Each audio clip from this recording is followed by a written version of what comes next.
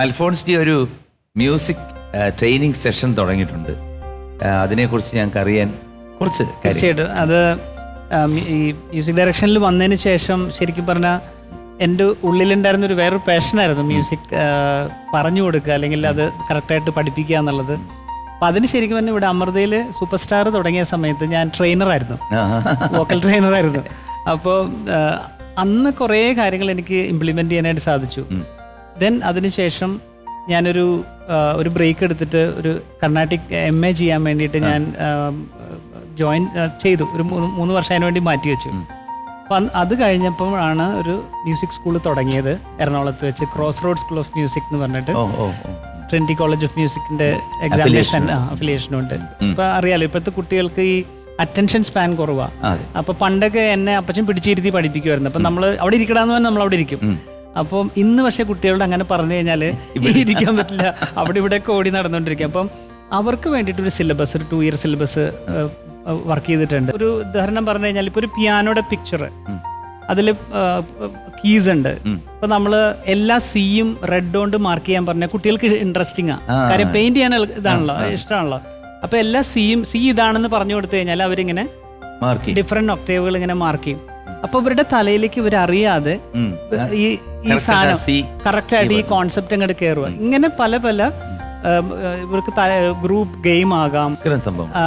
അപ്പൊ അത് കഴിഞ്ഞു കഴിഞ്ഞാൽ ശരിക്കും പറഞ്ഞു കഴിഞ്ഞാൽ ഇവർക്ക് ചില കുട്ടികൾക്ക് റിതമിക് സെൻസ് ഉണ്ടാവും. ഇതെല്ലാം നമ്മൾ ഇവാലുവേറ്റ് ചെയ്യും ആ സമയത്ത്. അപ്പോൾ ഇത് കഴിയുമ്പോൾ നമ്മൾ പാരൻസിനെ വിളിച്ചിട്ട് പറയും, കുഞ്ഞിന് ഇങ്ങനെ ഒരു ഇതാണ് കൂടുതൽ നമ്മൾ കാണുന്നത്, ഇത് music can be A potential career option എന്നുള്ള ഒരു കോൺസെപ്റ്റ് ബിൽഡ് ചെയ്യാൻ വേണ്ടിയിട്ടാണ് ഈ ഒരു ചെയ്തിരിക്കുന്നത്. Very good. സലാമിക്ക, ഇനി അടുത്ത ഏത് പാട്ടാണ് പാടുന്നത്? ഒരു പാട്ട് പാടാ ഇനി, without golden mic.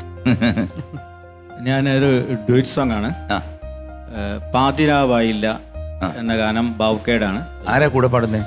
Amrita Jayakumar. Amritha Jayakumar. Yes. So welcome Amritha Jayakumar.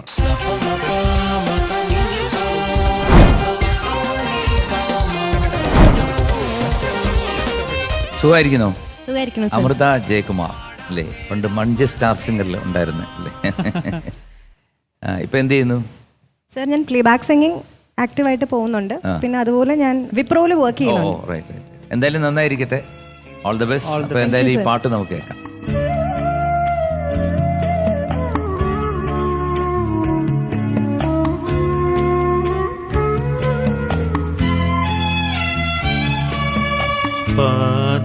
പാതിരാവായില്ല പൗർണമി കന്യയ്ക്ക് 17-18 പ്രായം.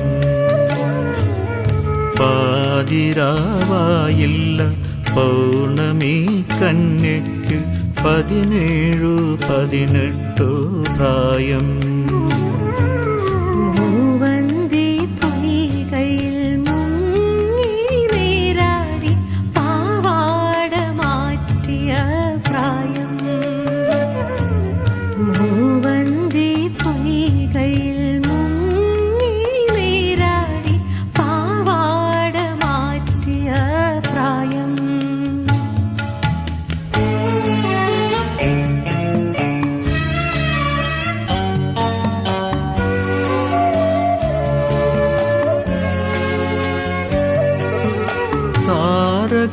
കണ്ണെഴുതി വിണ്ണിലെ തൂവള്ള താമര പൂവൊന്ന് ചൂടി.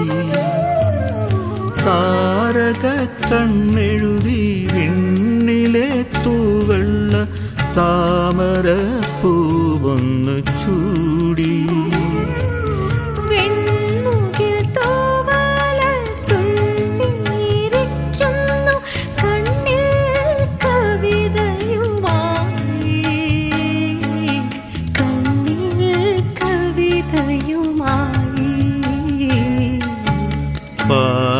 പാതിരാവായില്ല പൗർണമി കന്യയ്ക്ക് 17-18 പ്രായം.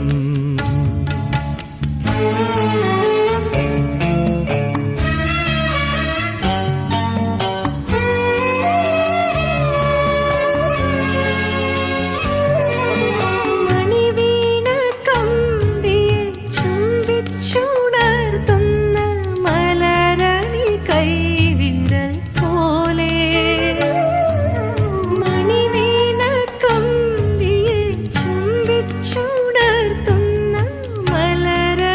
കൈവിരൽ പോലെ ഹൃദയത്തിൻ തന്ത്രികൾ തട്ടിയുണർത്തുന്നു അനുരാഗ സുന്ദര സ്വപ്നം, അനുരാഗ സുന്ദര സ്വപ്നം. പാതിരാവായില്ല പൗർണമി കന്യയ്ക്ക് 17-18 പ്രായം. മൂവന്തി പൊയ്കയിൽ മുങ്ങി നീരാടി പാവാട മാറ്റിയ പ്രായം. Thank you sir. Thank you. Excellent പാടി.